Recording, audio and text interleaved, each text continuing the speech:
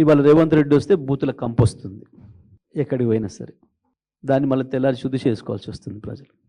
నిజమే, నువ్వు నీ హెలికాప్టర్లో దిగి ఆంచి సభాస్థలికి పోయేటప్పటికీ అవతల నీ హెలికాప్టర్లో నుంచి నీకు కనపడ్డ ప్రతి అభివృద్ధి నల్గొండలో కేసీఆర్ ఇచ్చింది, కేసీఆర్ చేసిన అభివృద్ధి తప్ప నీ వచ్చిన తర్వాత ఒక రూపాయి నల్గొండ నియోజకవర్గానికి కానీ, పట్టణానికి కానీ, జిల్లాకు కానీ, ఉమ్మడి జిల్లాకు కానీ వచ్చింది లేదు. కేటీఆర్ మీద ఏడుస్తాడు. నిజమే, నీ సక్కదనానికి కేటీఆర్ని చూసే ఇంతగానో భయపడుతున్నావు. నువ్వుంటే కేసీఆర్ రావాలి. నిజమే, కేసీఆర్ లేకపోతే నువ్వు కావచ్చు, నిన్న వచ్చిన బీజేపీ జాతీయ అధ్యక్షుడు కావచ్చు, పాపం ఆయన కూడా కేసీఆర్ మీదనే మాట్లాడిపోయింది.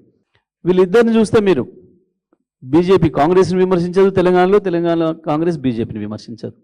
ఏదో పైకి అప్పుడప్పుడు కిషన్ రెడ్డిని ఈయనని కిషన్ రెడ్డి అన్నట్టు మోడీ వైపు కన్నెత్తి చూడాడు, పల్లెత్తి ఒక మాట మాట్లాడాడు రేవంత్ రెడ్డి. నిజమే, ఇవాళ కాంగ్రెస్ కార్యకర్తలు అందరూ కూడా నల్గొండ జిల్లాలో ఉన్న ఒరిజినల్ కాంగ్రెస్ కార్యకర్తలందరూ కూడా తీవ్రమైన బాధతో ఉన్నారు. ఈ హైబ్రిడ్ కాంగ్రెస్ వచ్చి మమ్మల్ని తొక్కేసి నాశనం చేసింది అని. నువ్వంటే తొక్కుడు భాష, దోపిడి భాష మాట్లాడతాడు. నిజమే, రెండు నీకు తెలిసినాయి. పాపం తెలుగుదేశం పార్టీలో సీనియర్లు ఆనాడు ఎంతోమంది ఆశలు పెట్టుకొని ఇక చంద్రబాబు నాయుడు అటు వెళ్ళిపోతాడు ఆంధ్రప్రదేశ్కి, ఇక్కడ మేమేదో నాయకత్వం చేస్తామనుకుంటే పాపం వాళ్ళందరినీ దొక్కి తెలంగాణ నాయకత్వం తీసుకున్నాడు. దాని పేరు చెప్పుకొని దాన్ని అడ్డం పెట్టుకొని 50 కోట్లకే పిసిసి అధ్యక్ష పదవి కొనుక్కొచ్చుకున్నాడు. నా మాటల్లో కాదు, వాళ్ళ కోమటిరెడ్డి వెంకటరెడ్డి, రాజగోపాల్ రెడ్డి మాటల్లో. ఇప్పుడు మొత్తుకుంటున్నారు వాళ్ళు, అరే ఈ 50 కోట్లతో 50,000 కోట్లు సంపాదించవచ్చు అని చెప్పి మేము అనుకోలేదా నాడు. ఒక్క 50 కోట్లతో పిసిసి కొనుక్కొచ్చుకొని దాన్ని అడ్డం పెట్టుకొని ముఖ్యమంత్రికి కలెక్షన్లు చేసి నెలకు 1000 కలెక్షన్ చేస్తున్నాడు, 100 పంపుతున్నాడు పైకి.